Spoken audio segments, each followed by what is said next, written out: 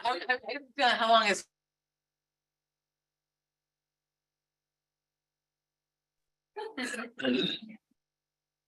My apologies.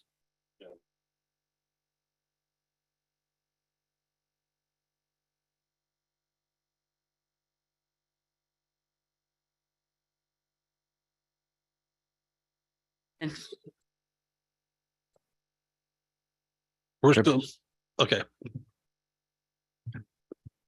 All right. So.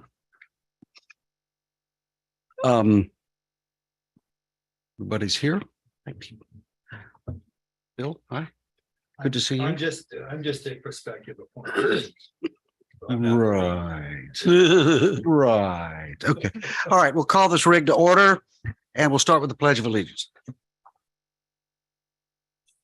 Ready, begin. I pledge allegiance to the flag, of the United States of America, and to the republic for which it stands, one nation under God, indivisible, with liberty and justice for all. Okay. All right. Roll call. Flint Nelson is here. Julie Johnson, Present. Peter Hensley, Present. Patty Townsend Smith. She'll be missing today's meeting. I'm sorry. She's going to be missing today's meeting. She won't be here. Chad Williams, alternate. Okay. Item 4. Instructions to allow public comment on agenda items from those attending this meeting via teleconference or video conference. If at any point anyone would like to ask a question or make a comment and have joined this meeting with their computer, they can click on the raise hand button located at the bottom of the screen. We will be alerted they would like to speak. When called upon, please unmute the microphone and ask the question or make comments in no more than 3 minutes. Those who have joined by dialing a number on their telephone will need to press *6 to unmute themselves and then *9 to alert us they would like to speak. A slight pause will also be offered at the conclusion of each agenda item discussion to allow public members an opportunity to make comments or ask questions. Item number 5, seating of alternates. We have a quorum, do we not? Yes, we do. 3 out of 4. Yeah, so we're good. So Chad, we appreciate you being here. No need to seat. Item number 6, additions, deletions, amendments to the agenda. As always, I'll start with the staff. Any recommended changes to the agenda? No changes. No changes, no changes. Tom, no changes? No changes. Okay. Item 7, public comment relating to items not on the agenda. Do we have any members of the public here? One call-in user, unidentified, but public. But No any written comments? No written comment. Nobody raising hands? No written comments? Okay. Moving on. Item 8, approval of minutes. All of you received a copy of the minutes in your emailed agenda packet. Are there any suggested changes or comments on the minutes? If not, I'm looking for a motion. I move to accept the minutes as written. Second. Moved by Peter, seconded by Julie. Since we are all here, we can do this by voice acclamation. Correct. All those in favor, say aye. Aye. Aye. All opposed? Unanimously carried. Item number 9, general manager comments. Tom, that's all you. All right. Well, I guess briefly, as you all are aware, the water supply situation in California has improved dramatically. They're actually worried about massive flooding. We should see more coming up. But I do expect Metropolitan had indicated last year that they plan to go into water supply allocation plan this upcoming year unless the state water project deliveries hit 70%, which is since the Wenger ruling at the end of in 2009, that's happened only infrequently, but it did happen in 2017, 18, as we were just talking about before the meeting. And so I do expect the state water project to deliver the full allocations because they are dumping water out of Lake Oroville and everywhere. They've got, We're feeding it to the ocean now, right? and well, the governor issued an order to allow more diversions from the Sacramento and San Joaquin rivers to move it into for groundwater storage and for other uses during these high flow events, which makes sense. He got some pushback from the environmental groups who said, hey, that water was for the fish. It's like, true, but you got to get it while they're getting the good here. So I expect on the California side, we're going to see a dramatic improvement. We'll also see an improvement in the Colorado forecasts, mainly because there's huge snowpacks there, not quite as big as California's, but also when Metropolitan switches to State Water Project water, they're going to leave a 500,000 acre feet in there, and demands from Metropolitan, 500,000 acre feet to 500,000 acre feet. So I expect that water to stay in Mead unless they perceive that they need to pull it out and store it somewhere locally because they're afraid of losing it later. So they're going to have to work some deal to say, hey, we'll leave it there as long as we can pull it next year and not make it, intentionally created surplus that goes away. On the LAFCO front, this Friday, we're having a special district advisory committee meeting and a city's advisory committee to consider the staff report on the detachment, which we were told earlier this morning would be posted on the website shortly. Has not happened yet. So I was just checking an email. My reading of the tea leaves is that the report will indicate that the things we've been saying is that the supply will be just as reliable, or comparatively enough to handle what we need. The price is going to be less, and that the law allows us to do this. The unanswered question right now is what conditions will LAFCO place, what that is. I do expect us to see a credit for the emergency storage project pump stations, which is about $40 million. So if I told Keene that I don't know if you guys read the UT today, but in the local section, the executive officer was in there talking about the city making a city out of La Jolla, which he, according to the comments in that article, was favorably disposed to, but he did indicate that they needed to make the city of San Diego whole for a period of 3 years. So I said to him, well, if it's $12.8 million a year net revenue loss times 3, you get $38.4 million, but they're going to save $40 million. Don't we get 1.6 million back? And he emailed me back, nice try. But, you miss all the shots you don't take. But how all that boils down, I don't know. This report will not have any specific recommendations. I think he's floating up another trial balloon. But, as we've been saying all along, the facts and the law are on our side. So I think that when you really look at it, you'll see Dawn last week or the week before went through their website, which has all the documents, and painstakingly documented all the ones that are there and how many pages were, because I just want to know, what's the administrative record look like on this thing? And so anybody want to venture a guess as how many pages of documents have been submitted on this process so far? None of you guys can say, because 1,500. You know the answer. Oh, I would say it's the state or the fed. No, just for LAFCO, San Diego Water Authority and us and all the reports. 25. 1,000. Oh, yeah, you guys are all way low. 3. 11,567 pages. 11,000. 11,567 pages as of last 2 weeks ago or whatever it was. Donna, would you do that 10 days ago or so? Yeah. Yeah, about 10 days ago. So it's about to go up. So no wonder they needed a price increase. Oh, well, the Water Authority drowns them, where we write a 1-page letter, they send a 30-page letter, right? And I think if you can't dazzle them with brilliance, baffle them with what. That's kind of the mantra down there, it seems. And maybe their lawyers are getting paid by the page. I don't know. But it seems to me to be a robust administrative record that shouldn't get any bigger. If you ask me, we stopped writing long, detailed letters about a year ago because we're like, this is just going to spawn another letter. And then where are we getting here? There's enough information for them to make a decision. And I just look forward to getting it done. It's scheduled to be at the commission for the June meeting right now. And then another hearing at the August meeting. So hopefully by August, the first Monday of August, we will have the up or down vote on this thing. All right. What fun, huh? That's all I got today. Any comments or questions for Tom? If not, item 10, finance manager comments. Yeah, Tracy? so I'm following what's going on in the banking industry right now. I'm sure you guys read about Silicon Valley and Signature Banks buyouts. And then Pacific Western went from I think $26 last week to just under $10. So we are actually with Union Bank that is currently being bought out by US Bank. So we're with a really stable, big bank with most of our funds. But I just want to let the committee know that I'm watching that and making sure that we're diversifying funds.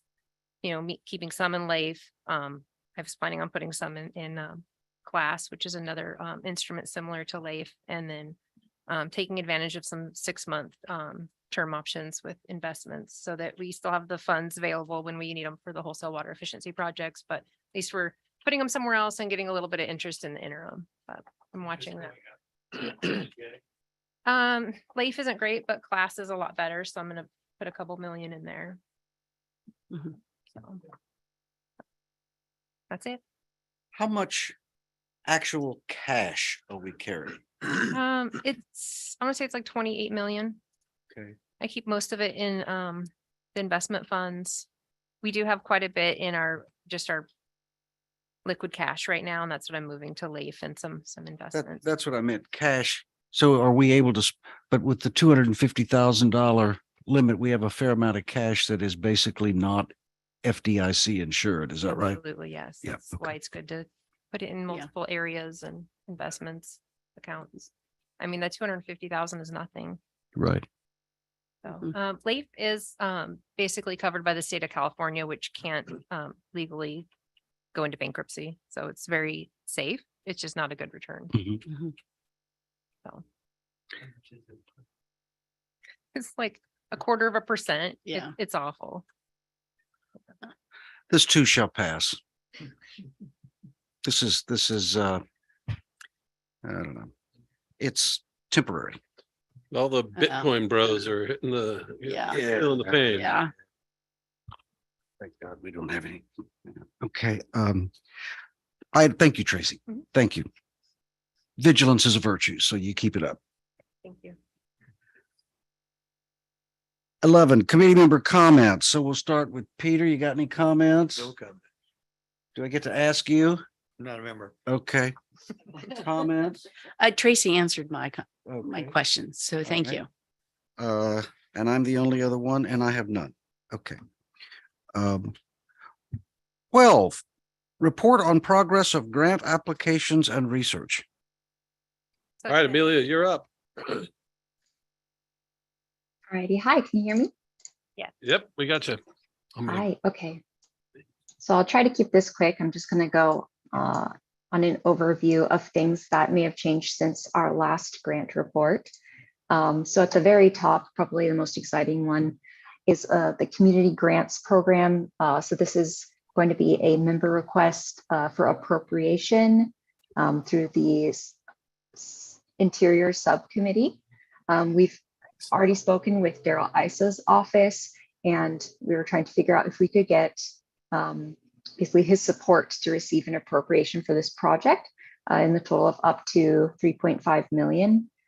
So their appropriations requests, member requests just opened up this week. So I'm reaching out to his office again to ask what we can do to make sure that we secure this member request. When we were speaking with his office, they sounded really positive about this one and really excited about the project. So if we are able to get that request in from Daryl Isa's office, and it's due March 24th, and then they will announce afterwards which projects get appropriations. Nothing much has changed on any of these. We have some award dates coming up here on the beverage container recycling program, which as a reminder is some water refill stations for our Bonsall USD campuses. We also have announcement of awards for water smart energy and efficiency projects. So be a 50% cost share for our Moosa Creek pipeline rehabilitation. So possibly Amelia, could I 81,000. interrupt Yes. really quick? So what Amelia's going through is our active funding request sheets. It's the last Oh, three sorry. pages of the packet that I just handed out. Okay, go ahead. Sorry. Sorry. I thought we had this. No, you're fine. You're fine. Yes. So I'm just going over the changes or upcoming updates from our last report that we had. Skipping down, we have a wildfire prevention grant that's actually due tomorrow. So I've been working with Amanda Parra on getting this in. This one is essentially the same request that we had already put in through Cal OES.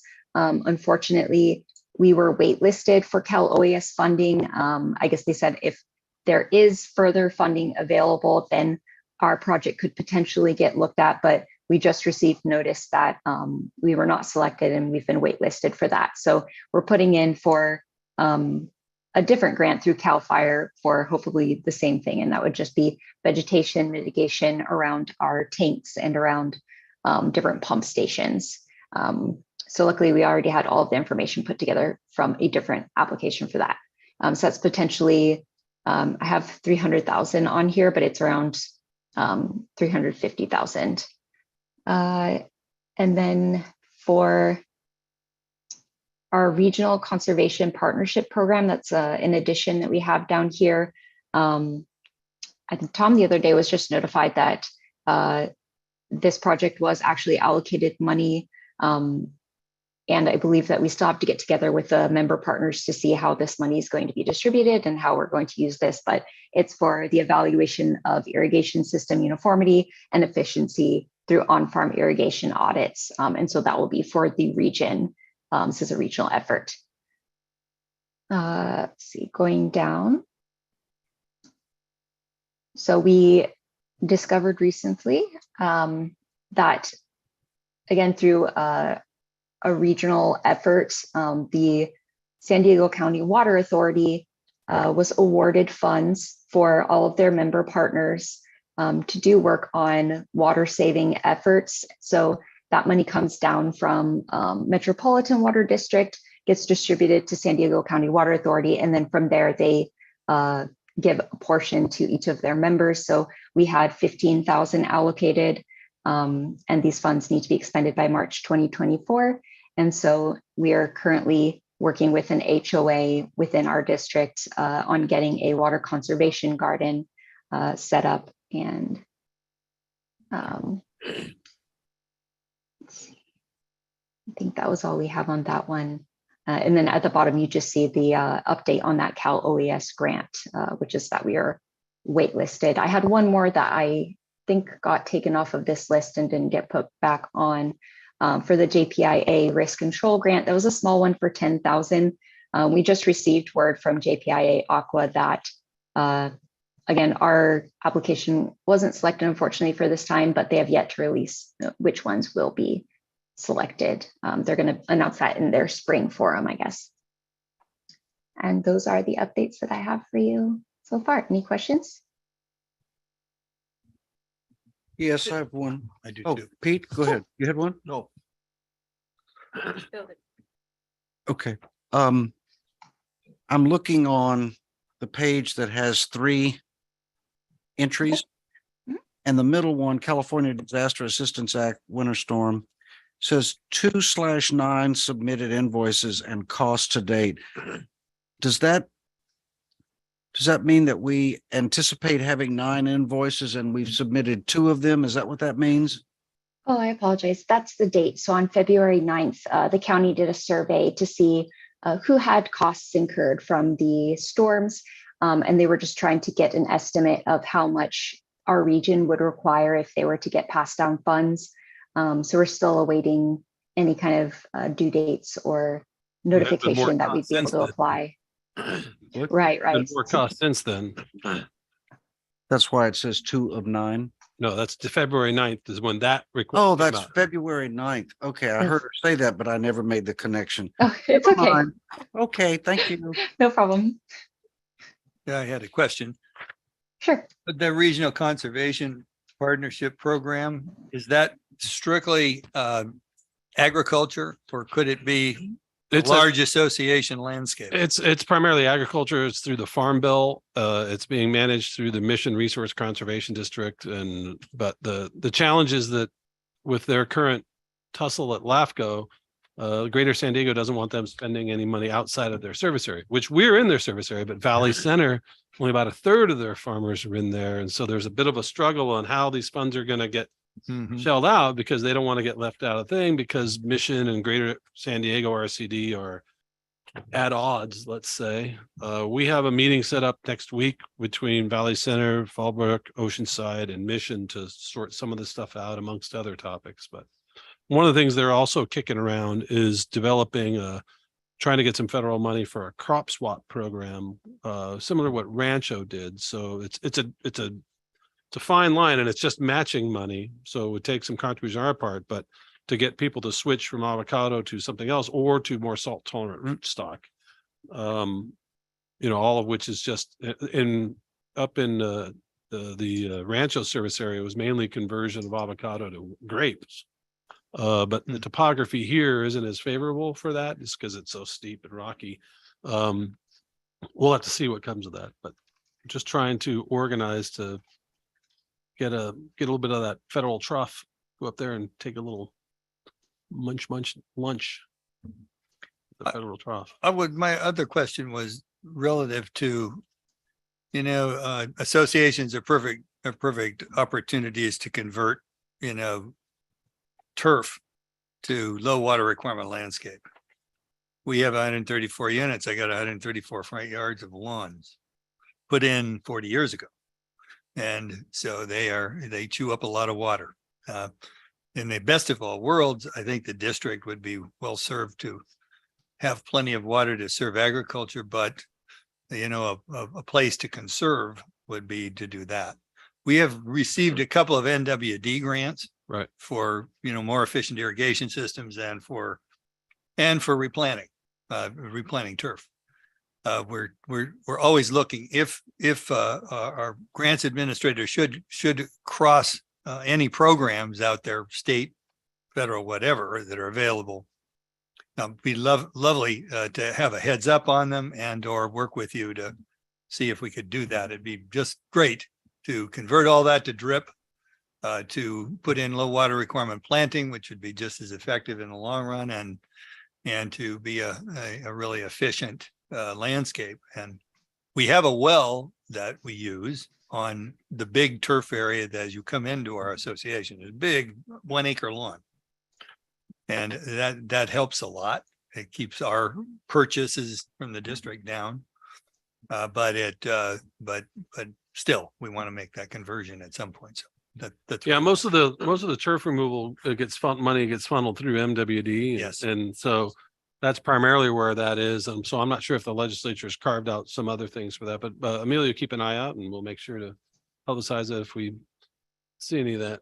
Sure. MWD is less motivated these days. Well, that's the thing. If the drought had persisted here, Yeah. I would have expected to see the turf rebate Yeah. numbers go up to try to incentivize more people to do it. Yeah. But I got a sense that everybody's worried about flooding right now Mm-hmm. and not so worried about turf.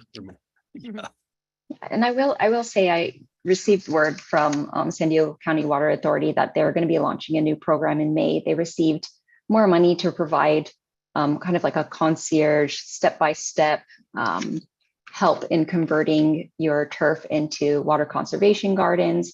And then in some areas, if you're a disadvantaged community, they'll actually do direct install of some of those projects. And that could be irrigation improvements or those water conservation gardens. So they're going to announce that in May. And I know that they're going to continue to receive money to provide rebates on plants purchased or anything for those conservation gardens. So those would be things to look into. Okay, great.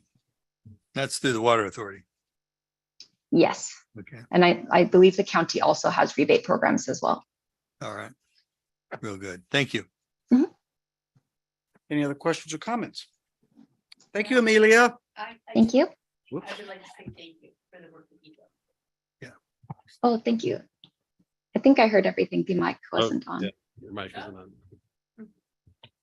I just wanted to say thank you for the work that you are doing, because sometimes it's frustrating and you just continue to persevere. So thank you. Of course. Thank you. Okay, item 12. Preliminary water financial plan and cost of service, new model. All righty. Oh, boy. Ooh. It's actually number 13 on mine. Yeah.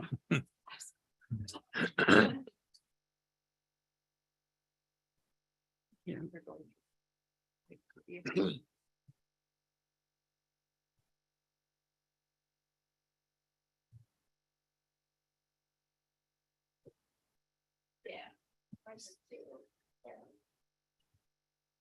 We're not actually going to know. We could if it really is, but.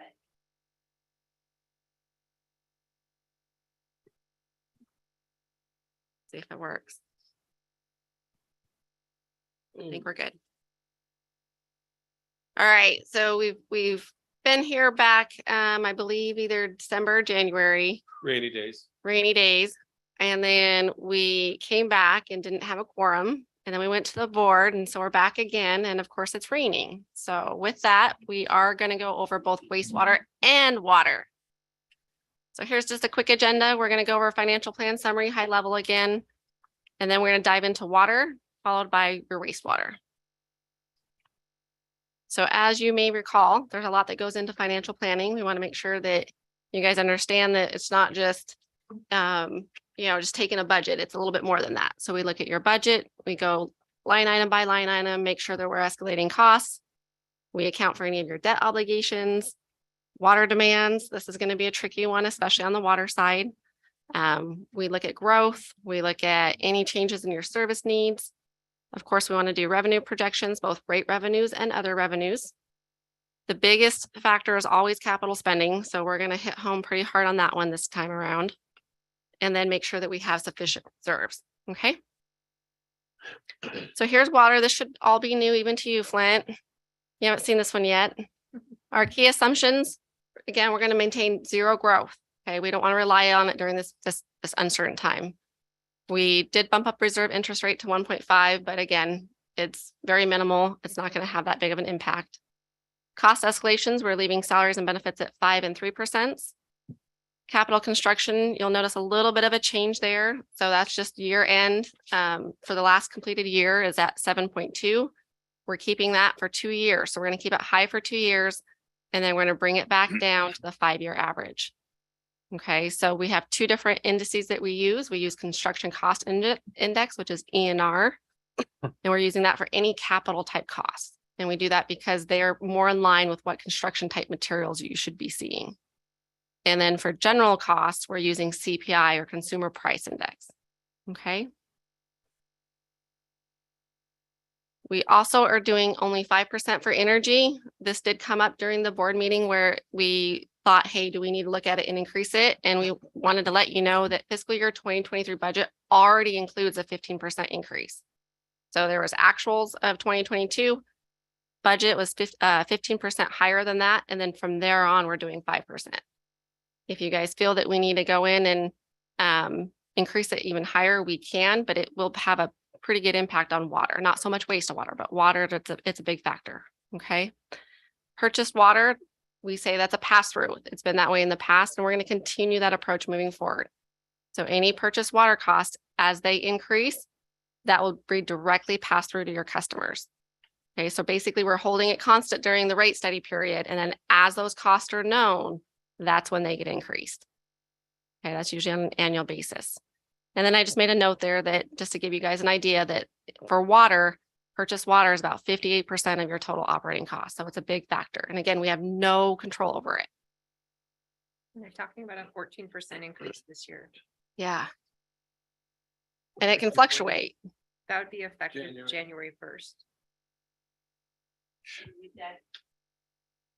And would that stay the same if we do leave the water authority? Well, if we leave the water authority, depending on the timing of it, then we wouldn't be subject to their rates and charges. Okay, all right, just to clarify. Okay, thank But it you. also means that the forecast we made of how much the differences were low, Mhm. because that difference, Met's going up about 5%. They're going up 14%. So there's about a Right. 10% delta there. Okay, Big impact. Yeah. But that's why pass-throughs are so important, because then if you guys disconnect, it's a component on your rates that you can adjust accordingly. Okay. And again, it can go up or down. Again, a really big factor for water is your sales, and you guys are greatly impacted by weather and changes in usage patterns. If you lose an ag customer, it's impactful. So what you see here are water purchases. Okay, over the past several years. Went all the way back to 2009, and you can see the peaks and valleys, right? And you know that 2020 was a wet year, fiscal year, I think fiscal year 2020, a little bit in 19 was also a little bit of a wet year. And you can see it drops down there, Mhm. right? And so we're in certainly in a very wet year right now. It's very hard to predict where we want that water to be. So we want to be on the conservative side. Like that's a balancing game. We want to be on the conservative side so that we don't cut ourselves short on revenue, but we also don't want to make it so low that our rates are then artificially high. I'm letting you know there that about 63 to 67% of water usage is generated by just 24% of your customers. And again, those are your ag customers. And that's all, big, huge portion of that's outdoor usage. So it can fluctuate greatly. We based this fiscal year 2023 off of projected actuals year to date. So I had Tracy run a report, so we know where we're at year to date. And then I went back to 2020 and looked at the usage for these remaining months that we have left.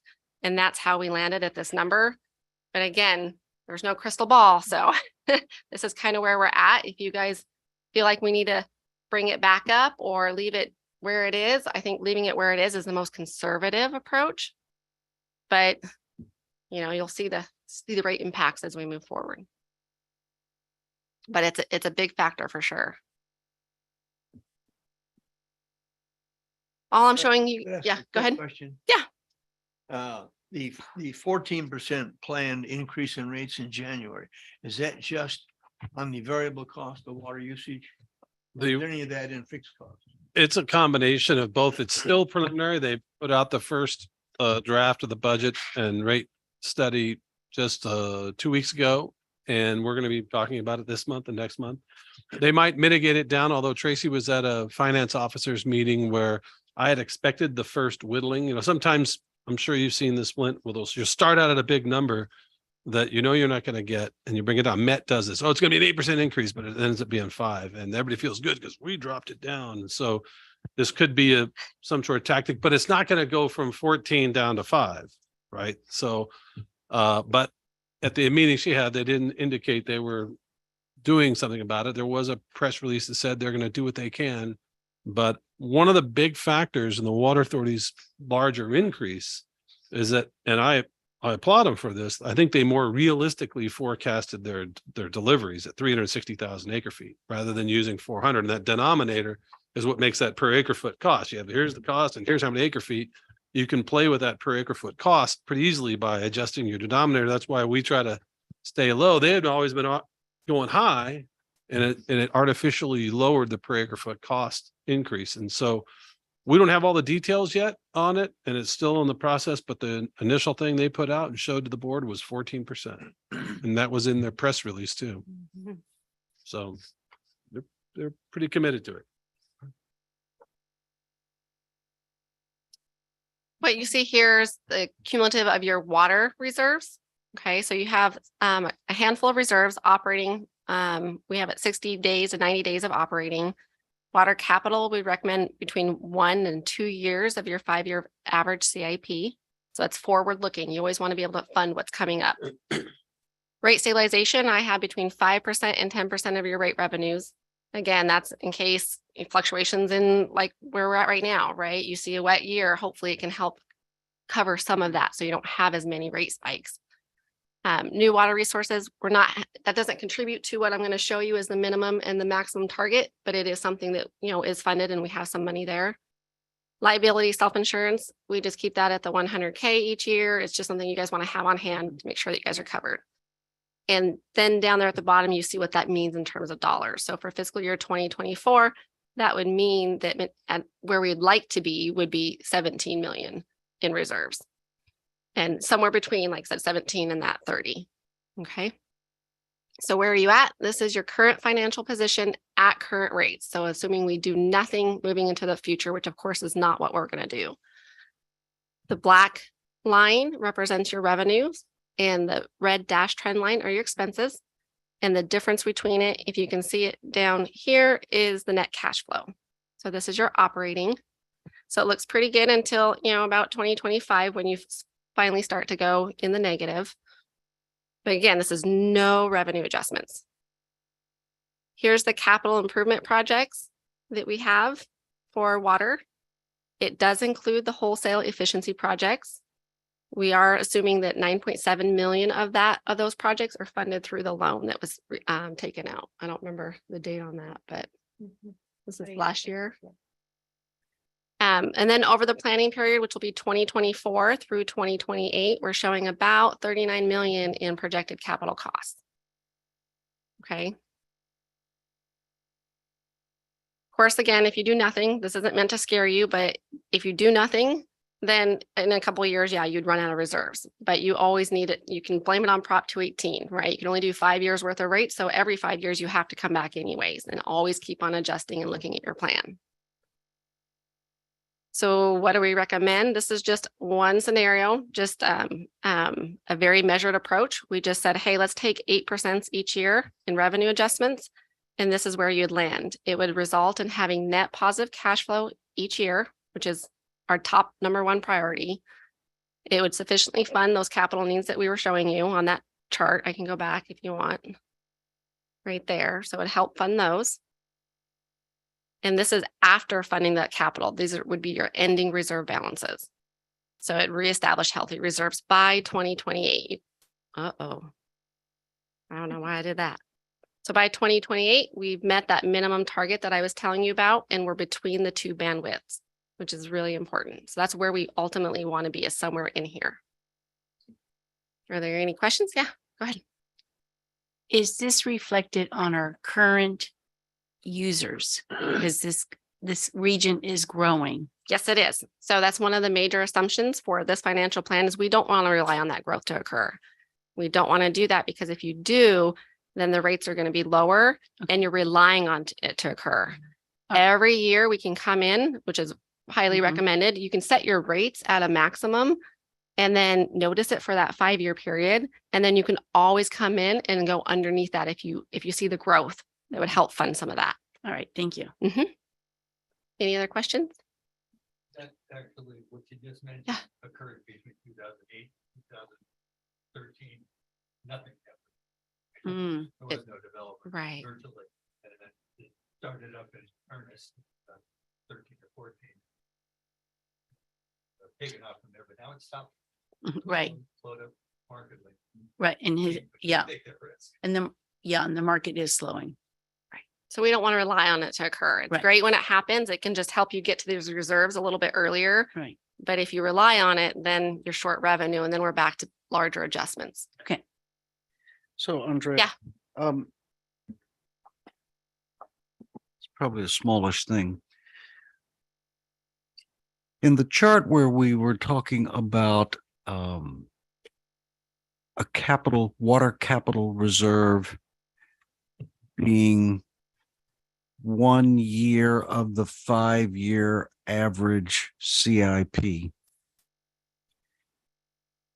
If we had 1 or 2 or 3 years of less capital activity, let's say we were funding constrained, okay, that would have the effect of lowering the capital reserve, wouldn't it? It would, yes. And so how do you sort of balance that? I assume the 5-year average is a historical average. It's forward facing. So It's you're always looking at forward-facing. the So, next 5 okay. years. So if the capital program was stunted for funding purposes, then in fact our reserve level would drop, although I'm not a big fan of dropping reserve levels. I mean, I get it, but I'm just curious, would that ease the burden at all? And the program we're suggesting here, as I recall, there are some big amounts of capital, out there in 27 and 28. Those are 29, 30. Those are bigger numbers than we've had. Yes. So we're going to, the plan that was provided is really 2023 through, I believe, 2027. Right. A lot of that 2027 year is stuff that's been pushed out that we're going to reallocate probably within the next week or two. Also, did we exclude the wholesale water efficiencies in that 5-year average? No. We Very really should. should exclude those because they're kind I of. think you're right, because that's independently Right. funded and, yeah. I think, we should just have a goal, like, are we gonna go for 7 million a year in CIP and then just, do the average off that? Mhm. Cause it's gonna fluctuate, like you said. We don't want the down year to drive the Well- plans for the future years. That's kind of why you do a 5-year average, right? Mhm. Hopefully during that 5-year, it should be a typical spend. You can't see it very well on this chart. Let me go forward on this one maybe. So that's why we have a bandwidth, is so that when you have those peaks in your CIP and those valleys, that you can build up during the downturns, and then you can use them during those big Draw spikes. down. to- Mhm. So that's why you want to have that in, like I said, forward looking average is usually a pretty good way to do it. I will say on the wastewater side, when we did that one scenario that we'll look at again, where you defer CIP, I said, no, we're going to at least at a minimum just fund depreciation. And that's why, because we don't want it to drop to some unreasonable amount. Well, first of all, I just Yeah. wanted to be sure that I understood Yeah. the relationship, Mhm. how that worked. And secondly, I fixated for a moment on the very large numbers that I saw for capital programs, because Chad and to some extent, Robert, the crew are just burning and Yeah. going, running and gunning to get us to spend $7.5 million a year. And so to spend 9, do we Right. have the corporate capability to do that? And is 9 an appropriate number, or should it be, I don't know. It- Smarter people than me Right. need to figure that out. So along those lines, Flint, part of this 9 that you're seeing is really because we're escalating those costs. If you went back to the model, I don't know if you have it open, Tracy, I probably do, but it's about 7 point something million. So it's just been escalated from today's dollars into future dollars. So that's really what you're looking at. That's the impact of, those 2 7s followed by, I think it was 3, whatever the escalation factor was, 3 point something. Right, it adds up. And by the time you get out to that 6th year, now 7 million is looking at 9 million or something of that nature. 7 to 9 is So it's two- cumulative, right? That's a 30% escalation. Mhm. 7 plus 7, 14 Two, plus. 2 into 7, 17. Well, right? 7 into 2, it's about 30%, right? Within the San Diego County, there's multiple water districts. Is this prevalent? What you're projecting here for our district that is occurring throughout San Diego County in other water districts? So throughout all of Southern California, not just in San Diego County, we're seeing a lot of really heavy adjustments this year, more than I've ever seen in any of my rate consulting years. And it's twofold. It's all these costs have increased more than anybody anticipated. And then lots of people are coming off of not doing revenue adjustments because of COVID, Right. and then, deferring some capital. So it's a combination, and it's not unheard of. Okay, so Mhm. we are in a Mhm. very common Right. situation. Okay, thank you. And this does include also the wholesale water efficiency capital projects. And I think 4 million of it we moved from fiscal year 23 to 24 Mhm, because of the delay in the supply chain mhm. and when those Mhm. expenditures are going to happen. Well, and on the positive side,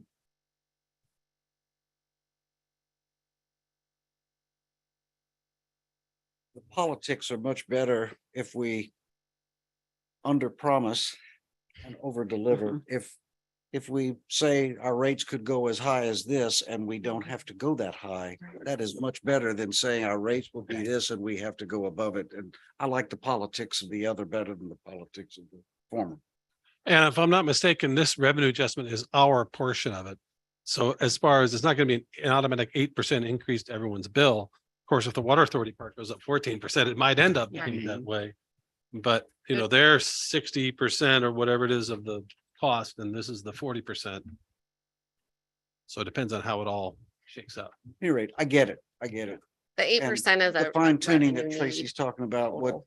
what capital projects, whether you include the efficiency and all of that, you guys are smarter about that. You'll know what the right thing to do is. But I get it. We Can I can make look a at that. comment? The only thing I was looking at the report from last month about with the water capital project budgets, and the one thing that is abundantly clear is that this district deferred any line replacement for so long Mhm. that we're backlogged to beat the band. I mean, Mhm. if you look at how this whole works out, to try to keep our capital spending relatively level is very difficult, because you get out at the end Mhm. and you still got, 100 miles of pipe to to replace, and other districts have been doing it going along. And so we're at a big disadvantage. The one advantage we may have will be detachment. Yep. That will fund it. That start making everything look better and better as it goes out, and we get there. We don't get it. It's gonna either require a huge amount of financing, which is just kicking the can down the road, or it's gonna be really tough. Yeah, detachment, the one of the main goals was to, the board said, find a new revenue source. They even talked at one point, you may recall, about let's do an assessment and see if we can get that vote, which is never going to happen, a 2/3 vote. And so the one way to get more revenue is to reduce your costs, and Yeah. so that's why we undertook this thing. And when I speak around the community, and I don't know how many times over the last couple of years, I always tell people that don't expect this to all come back as a rate decrease. Now, I'm sure there will be some rate decreases, but Yeah. right now we're spending an extra $6-7 million, whatever it is, depending on the year, down so they can build things like the new Mission Trails structure or pipelines in San Diego or things elsewhere. When I am in these community groups, I say, everybody raise your hand who's had a main break or has had their water shut off because of a main break. And usually about a third or half the room raise their hand because it's happened. And we need to put that money to work here in our community. And so Yeah. I think that's, assuming the detachment goes through and assuming there isn't onerous, Capital. conditions put on it, I think that all this changes dramatically. Oh, yeah. Absolutely. So Carlene sent me a Teams message. She mentioned we should bring the salaries to 6% rather than 5%. Okay. And then we're going to look at the benefits too. Right now I'm going into budget season. One thing that I do with Andrea when we go through the model is we have long meetings where we go through, the whole thing, and we bounce it off of my forecast and the budgeting to make sure that everything comes out the same. So basically we're doing 2 different modeling scenarios and making sure we come up with the same answer on both of them. Yeah. So Yeah, it's been a We run a challenging lot of environment checks. with the inflation has hit us pretty hard, and the labor market is Oh, yeah. pretty rugged right now. And so it's not like there's massive unemployment playing out there. I think the employment's at 3.5% or something like that. And even San Diego might even be lower. And for the type of people we need, the pool gets pretty small. And so it gets tough. And then we had the water loss go up in fiscal year 22. So we're factoring that into the model as well, and the forecast for this year. Which But the had, new registers are on order and they should be here later this week, some of them, right? Badgers are here in the next. so that was one area where Andrea and I actually didn't agree. I told her that she wanted to do the 8%, and I told her that failure is not an option for next year. So Yes. um, Well, and nobody's using any water. So there's no water loss going on right Right. now from these big ag customers. None of them turned on their spigots in the last 2 months. But it does have a big impact on the model, so we. Oh, need to yeah. and it make has sure a that we're- significant impact on our forecasts for fiscal year 23 for where we're ending. So For this this year. Mhm. fiscal 24, we won't see that. So Yeah. did we agree on what to put in the model? Well, it's still at 8%, so no. So now, But we if you can were change to, it, yeah. if you were to put that down at 4 or split the difference at 6, then the revenue increase would be reduced. Because I think that 8%, because we identified as we went through the 400 or so meters that contributed to that, of which about half of it was from a handful. Mhm. And those are the parts we have on bringing in now to get those priority ones done. So when they do start irrigating, we'll capture that water. So I'm very confident that we will be able to mitigate that anomaly from people spinning those meters so fast the damn register couldn't keep up. But the bottom line is this is more of a fluid projection. I like the pun. Well, It always is. Yeah. it always Yeah. is, but It this changes. is There's a with lot of moving all But- these moving parts right now. Yeah. This is not the final, Right.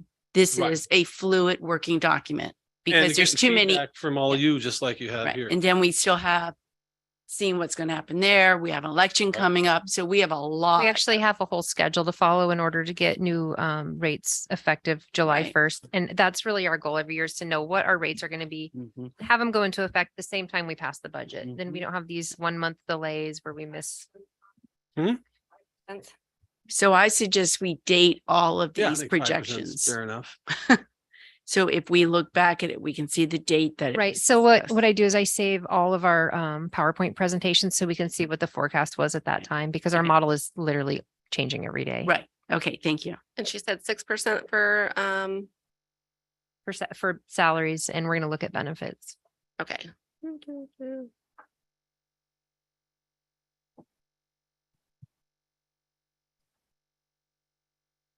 Let's see if it made much of a difference.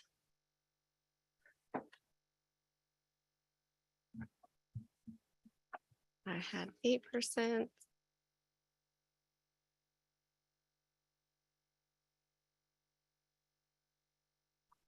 I think we have one more. Let me see what it looks like real quick. So you're still, whether you do the 5 or the 8, it's not going to make that much It's of a not difference. Significant difference. You could bring it down a little bit. I think we're a little bit lower in 2028 if we go back to the presentation. Yeah, it doesn't quite Yeah, cross over in so- 27. Yeah, so it's just a little bit better position. Well, we'll fine tune those numbers. Yeah, because, this We- is just we see as the- of today. So you'll see this again. We'll be bringing the customer impacts back to this committee April 11th. And then we're going to do this presentation to the board before that though, this month. Then come back to this committee with the customer impacts because we want to get the board's input as well. Mhm. And then April 25th is when we'd have to open the rate hearing with the board. So I think what Bill brought up is important to remember though, because whenever push comes to shove on these budgets, the way budgets always get balanced is by deferring CIP. And that's always the easiest thing to do. And so our goal always has been to find a stable revenue source that can fund CIP. And Amelia is going to do what she can to find some external things, but that's a waiting game. But I think that having the framework so the board has the options to be able to do it is the way to go. And then should growth happen, should some federal funding come in, should detachment occur, then everything else can be adopted from there. And usually that's how it happens, is you get to the board level and they decide, yes, we're okay with going with the 8% or no, we're not. And if they're not, then we have to cut costs. Yep. Are there any other questions on water? Just one Yes. general question, and that is, you talked about how in future years, the cost of money is gonna be higher. What are you using as an increase on an annual basis? It depend on capital on that CIP. It was 7 point, here, I'll show you real quick. Where is it? Went back too many times. That's right. So we used 7.2 for 2 years. And then we dropped it down to 3.93 for the remaining years. And that's, like I said, based off of indices, best we can do right now, Yeah. but it's been really high the last 2 years, like year and a half, 2 years. So we don't know where it's gonna be. Well, the only saving grace is it takes so long to get anything, those costs get deferred. Naturally. It takes 18 months to get something we used to get in 30 days. All right, Could I ask a question of Robert? Yeah, come on, Robert. Wake up. well, Robert, He's wide awake back there. We're talking capital. Robert, have you ever made an estimate? Should we fail to produce a new revenue source and we continue to escalate our rates only incrementally every year as basically a pass-through or less? What's going to happen to your crew sizes to deal with the failures of the water lines that are going to start occurring out there if we don't get to replacement? Have you ever done an estimate of how much more equipment and how much more manpower you're going to need to keep up with line breaks? No, I know it's scary. Wouldn't it be scary? so because just before the pandemic started, we were talking about spinning up a separate crew just for new work, like CIP work. They'd be funded through CIP, valve replacements, mainline replacements. We weren't even thinking about Line break. increasing crew, because by installing new water lines and new valves, it would offset Yeah. line breaks that are happening. Sure. There is a positive note though, because what we're doing with main breaks now, we're inserting cathodic protection, Mhm. which is slowing down the rate of corrosion. So every time we have a main break, we drop a 30-pound sacrificial anode.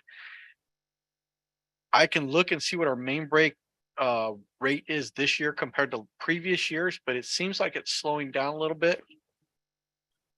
You just did it. Just said it. He's got wood to pound on.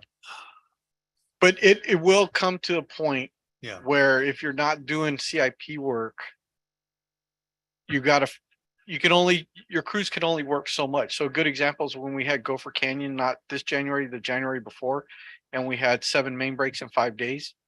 It's unattainable I mean, we literally had everybody trying to work and we ended up calling Oceanside to give us a hand. Yeah. And that could happen to us. If you defer CIP forever, that's where we're gonna be. We'll just Yeah. have crews working continually on leaks and breaks. We just had one on Sunday. Yeah. Coupled with looking at how much gets deferred in the capital budget, looking down the line, unless we find another revenue source, it is that's what right. Right, and these Wind up with projects aren't another getting crew any or two. cheaper. No. And they're getting more expensive as time goes on. Okay. Which makes it even tougher to finance. Okay, thank you. Appreciate it. And that's part of why I feel better about this plan right here. I think during the last study, if I remember correct, we had a somewhat similar plan. And then, board direction, I believe, was to reduce it by 80% and say, hey, we're going to fund 80% of it. Well, we're right back to where we were during the last study. So I really feel like if we just bite the bullet and go forward, that'll put you guys in a better position moving forward. So wastewater, if there's no more questions on water, we're good. Yeah. So wastewater, you guys have seen this a little bit before, so we'll go through it really quickly.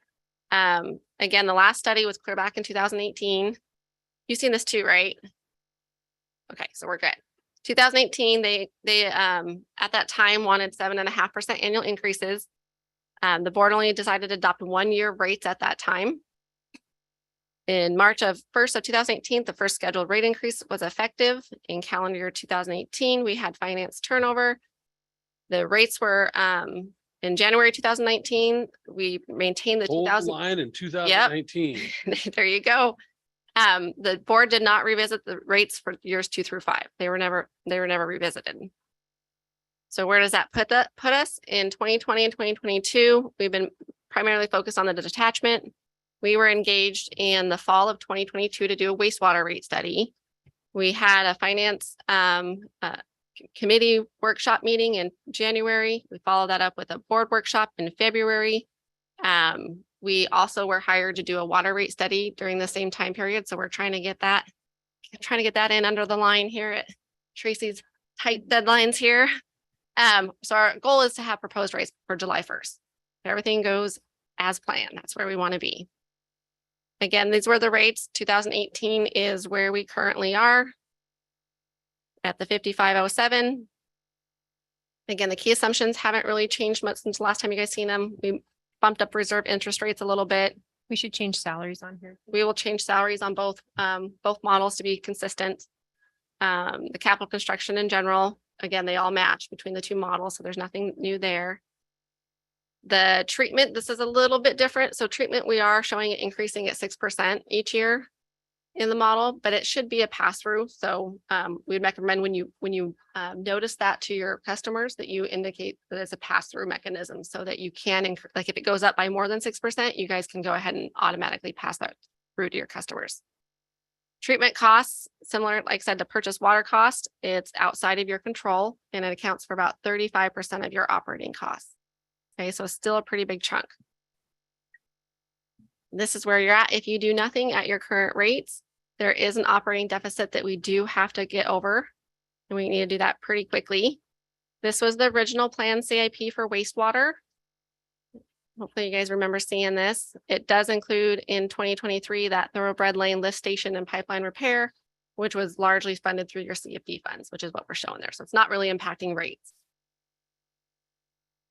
Without adjustments, we're going to run out of reserves this year. So we want to make sure that we, moving into fiscal year 2024. So we need to solve it.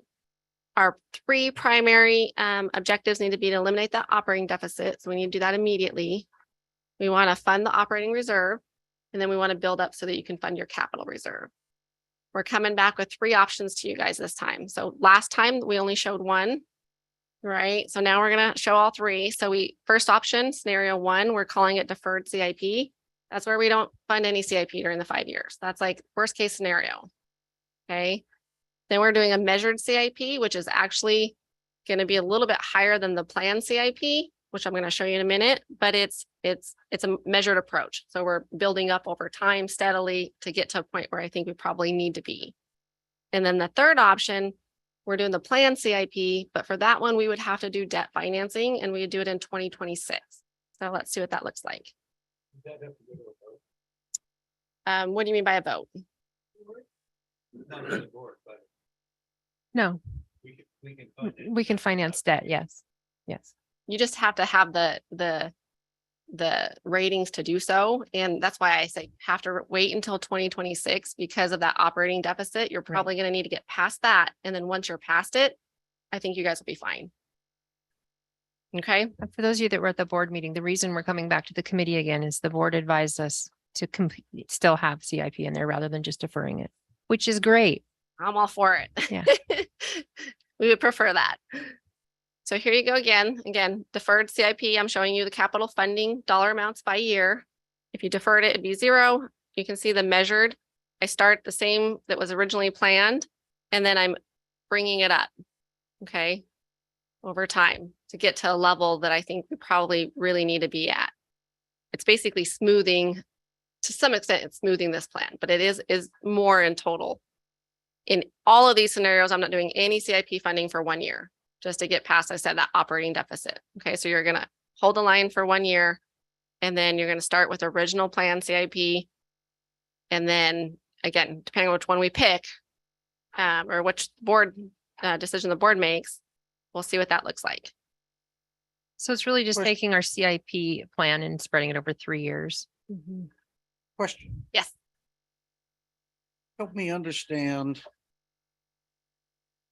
the small tail on the planned CIP. How did we get from running at a $4 or $5 million a year rate for 2 years and then suddenly go down to less than $1 million when under the other plan? Even if I add up the numbers, help me. This one, let me go back to it. Looks like this, right? Is this what you're thinking of? So the plan CIP, we have these years right here. This is literally more or less just a depreciation in the out years. You're with me so far? So like I said, we don't have plans for these years. Chad could weigh in at some point, or you guys can. Once it's planned and known, then it can be populated, but these are just maintaining your system. It's not doing bigger known projects that you guys have in this time period. But in the final year under the Let me go back.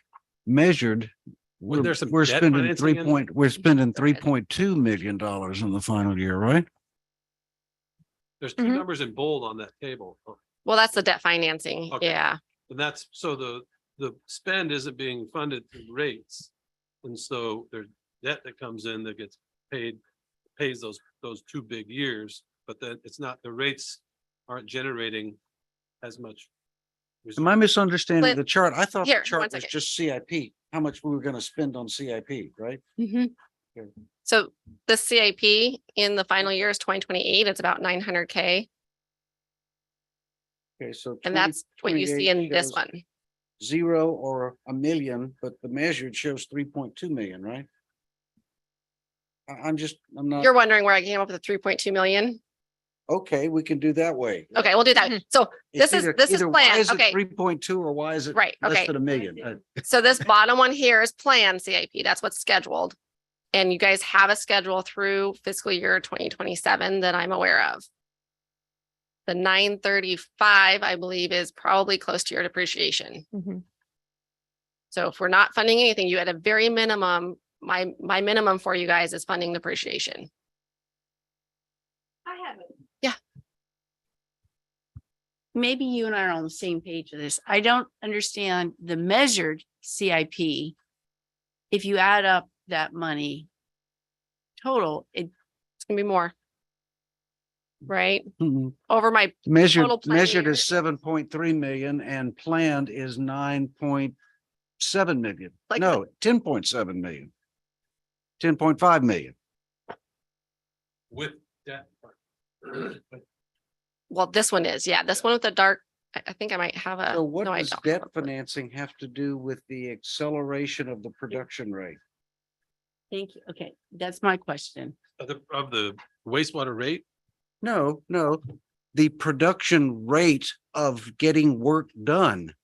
those are the different amounts of spending that will occur in those years. Either we do no spending and deferred CIP for a Right, period, right. or we do some truncated version where we spend some of it, or the full Monty, the bottom one So the full Monty, requires external funding. I wouldn't And the- recommend and- that we do the bottom one. I mean, we can't just drop an extra 5 million into Right, a, that- into a year. It's likely that we could do the 2 to 3 million per year in wastewater. Okay, that's my question, because that means, makes more sense than the bottom one. And they naturally get spread out anyway, based on how Yeah. projects go. I think the important thing to remember is when we look at the big thing we need right now is the thoroughbred project we've done. That would come in super handy during these rain events because the storage there is critical for our system because our system is small compared to the volumes it does and any extras, you need a place to put it. But the other planned improvements aren't critical to the backbone operation of the system. They're nice to have. We should do them. We will do them, but they aren't ones to where you would super jack rates because man, we got to have it right now. One of the things the board asked is that they were uncomfortable with complete deferral. I think you were here. Mhm. And so we want to come back and say, all right, this is what this looked like. If we go to this full money, even with significant rate increases, we're still going to infuse some money in here. Now, we might get money from the feds. We might get money from developers. If the development comes through, again, we're assuming no developer capacity fees here. The developers have been sitting out there telling us for years, they're going to start, oh, and this summer we'll be great and we're going to do it. But it hasn't happened. And so should one of those things come to pass and somebody kicks us in 3 or 4 million in capacity fees, then no debt funding needed. But we're trying to be conservative in the forecast because we've all been Charlie Brown with the developer being Lucy many times, and we don't want to be that anymore. So if we're going to look forward in these scenarios, absent some other external infusion of cash, it's going to require those bold numbers to be partially debt financed. I get that, and I think I am not doing a good job of asking my question. Okay.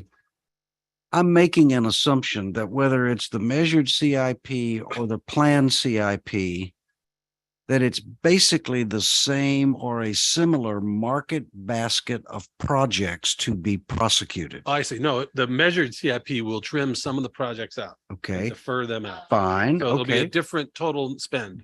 I'm fine. So now what I ask is if we are doing that, then what I'm seeing is we are adding more projects for the planned CIP program. We are adding projects, which is why the dollar value is higher. And we are apparently accelerating their production because we're finishing them in 2 years.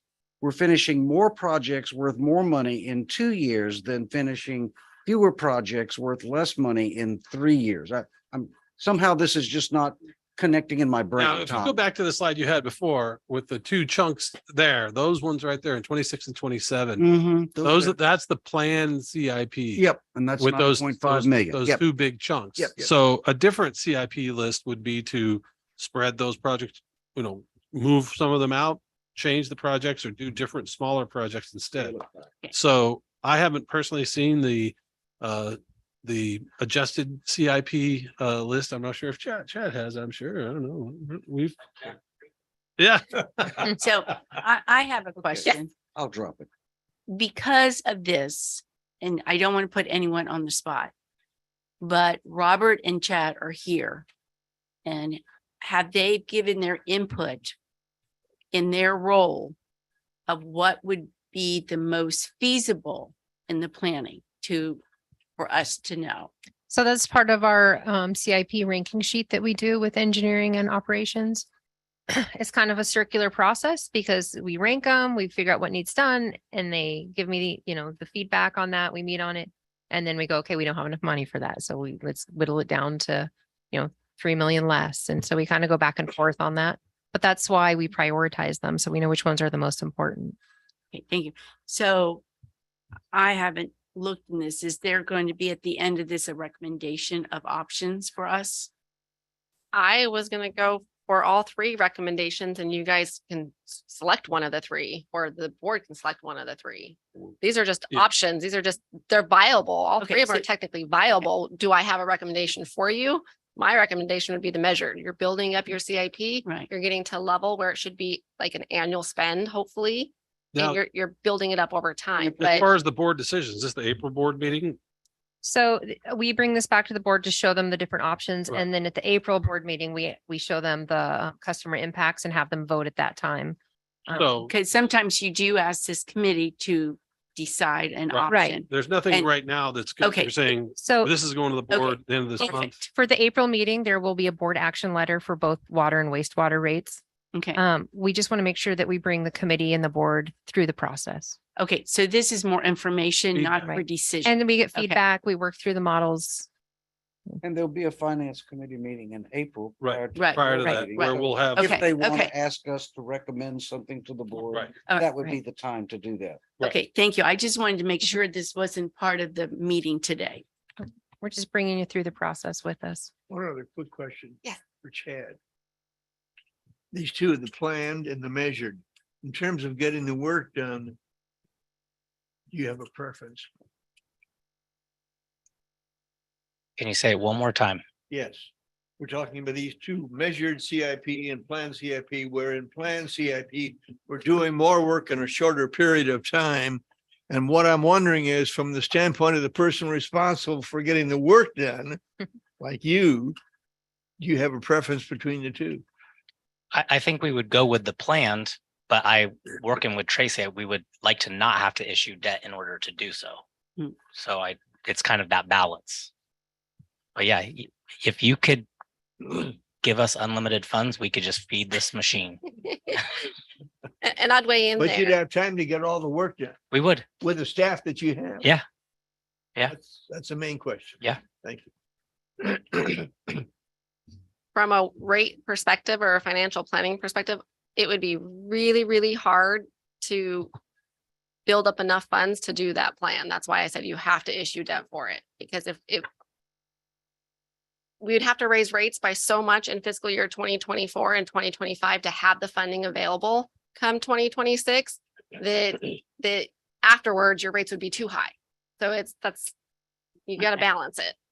So that's why I said, if you do the plan, I really feel you're going to have to do a debt financing to make it work out. Otherwise, like I said, we're going to have to do such huge adjustments in the first 2 years Mhm. to get past it, that your rates afterwards are going to, well, unless you're going to continue 5 million a year in CIP in the out years. and I you don't do see that, the then wastewater side. The water side, we could do that. Right. The wastewater side, no. collection only. So this is what it means in terms of, again, revenue adjustments. That doesn't necessarily mean a rate adjustment at each of those different scenarios. And I'm just going to skip past the next slide because it shows it all together. So this is what the rates would be proposed for the plan.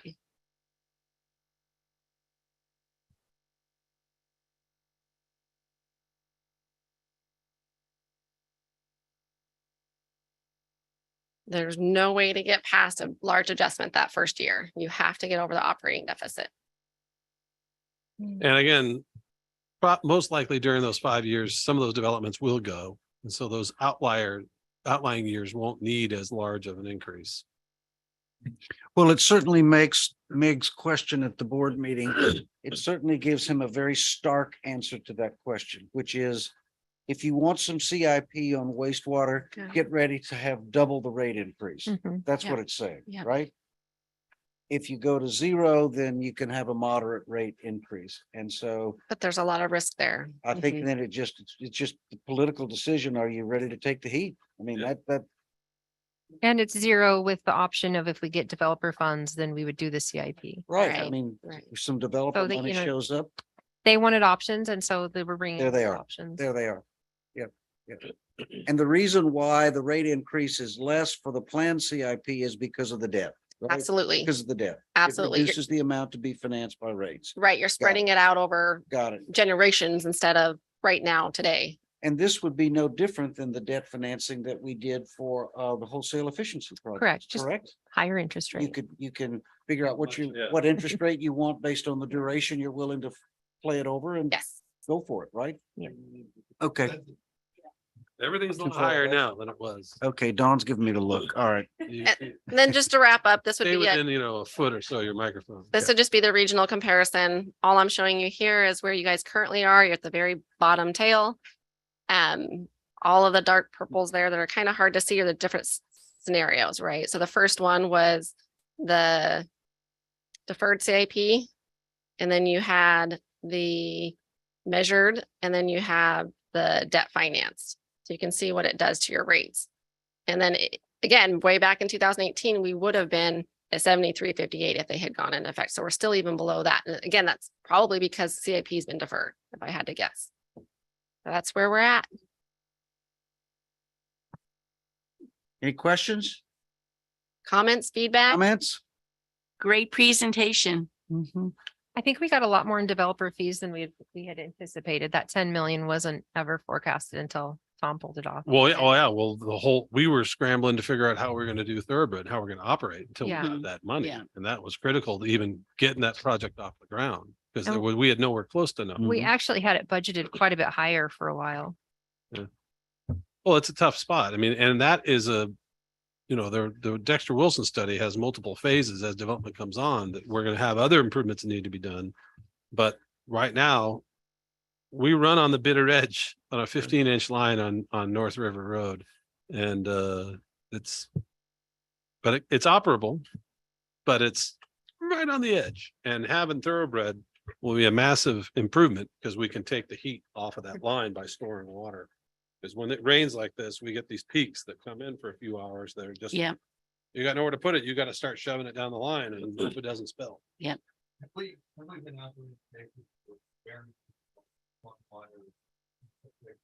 Most of the time, yeah, but when we have these really heavy rain events, it finds its way in. They found a connection over here off the Caltrans lot that had flowing water in that, and our guys can see with the smart covers where we're seeing it from, Mhm. but there's still pipelines that are in creek beds.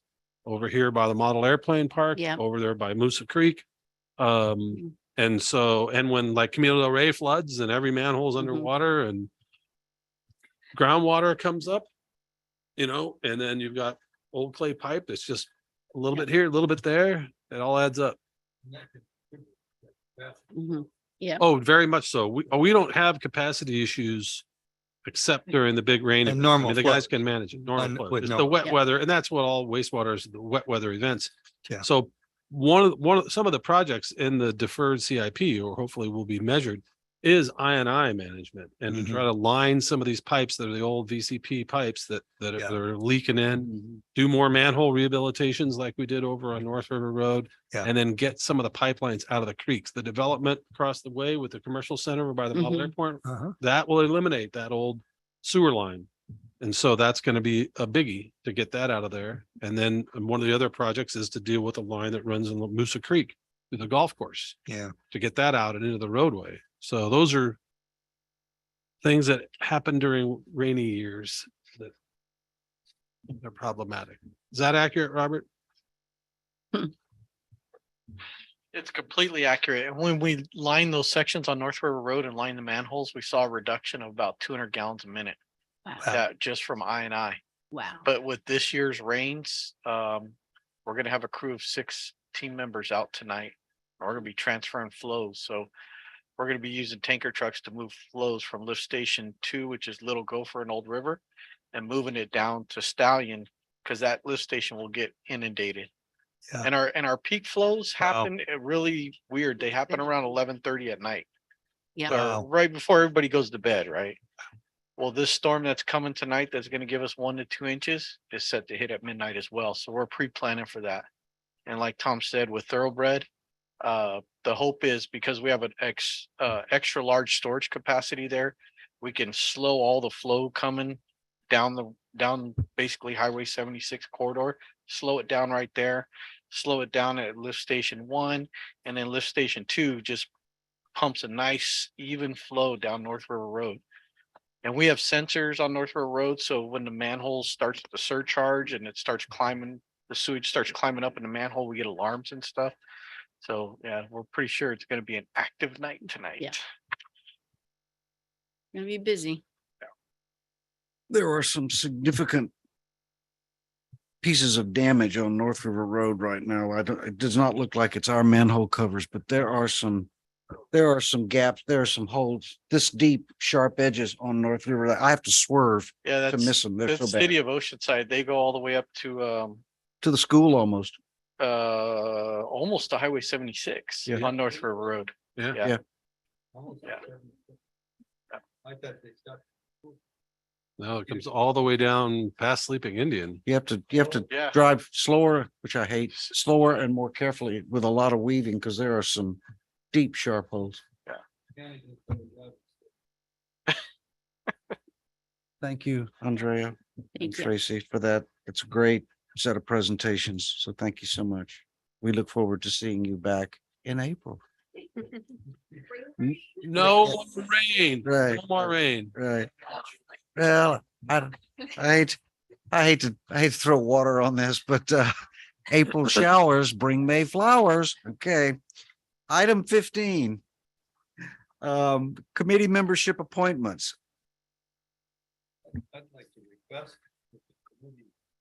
Microphone, Bill, microphone. Don one.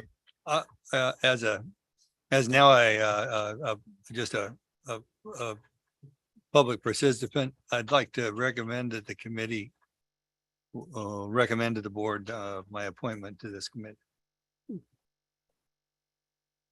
I'm. What do I you, mean, motion? Bill, I'm just going to say something. Bill served on this committee Mhm. when he was on the board. And so I don't think we're going to find somebody that has a better set of skills and knowledge and experience than Bill to come on this committee. And so I think it would be fabulous if Bill joined the committee. And so I would certainly be supportive of that. He's also a delightful guy to work with, so I concur. I'd go with I that. agree. So who would like to move it? I move All that right, Bill Sturt be. Peter seconds. All those in favor? Aye. So what was the motion? Oh, the motion is to I was waiting for appoint, Julie. is to ask the board to appoint Bill. Okay. And you seconded that one? No, No. Oh, Peter seconded, Julie moved it, got it. It's just the trio. and now No, we're, yeah, and no, now no. all in favor? Aye. Any opposed? Done. Okay. Congratulations. Well, I guess we have to wait for the board to do. Yeah, it'll be a its tough thing. call. Yeah. Tough call here. How could they not? I don't know. How could they not? Yeah, new board. Easy. Actually, I have a comment on that, but I'll save it. Okay, item 16, review of the monthly board finance packet. So this packet we sent out on Friday, with getting these done so quickly after the month end, we can't quite get them on the same day the agenda goes out. So I hope you guys all got those Friday and that's what we were able to do. I noticed we missed one update on the letter. It says at the end of the first page that the purchases for the first 4 months are slightly above fiscal year 22. That should say for the first 7 months are below, Mhm. because we are coming in below there. So I'll make that Mhm. change. And then I wanted to see if the committee would like to hear that the grant update with this committee every month. Because what we could do is report it as part of this package because it is in here. It may flow better. Or do you guys want to just see that quarterly? What are your thoughts on that? Maybe an update if there's something new in one of the. Okay. projects. That's what I was gonna say is, let's keep Andrea working rather than reporting. And if it's Amelia. when she's got something that we need to hear, let's do it. And otherwise, the paper is fine. I'm Okay. good with that. Good. So, nothing further in the packet, just, sales are low this year. The red line went flat and it's remained flat. Yeah. And. I was all excited we might go over a 5-year average again, but nope. Okay. I mean, it's a bloodbath of a year. Next is- month, I'm going to be adding a column for, the forecasted Oh, year good. end. So that'll be helpful and hopefully not too depressing. Super. Depends on what happens next 3 months. So as I look at item number 17, suggested items, I think water rates and wastewater rates are the two main items. If there's anything else, staff can add what they want. Yeah, Well, I I think think that'll we're- be the main I topic. think that's the main item. And with no further ado, I think that at 2:28, we can adjourn this thing. QED, let's quit and eat dinner. An early dinner. Get the senior special. Is there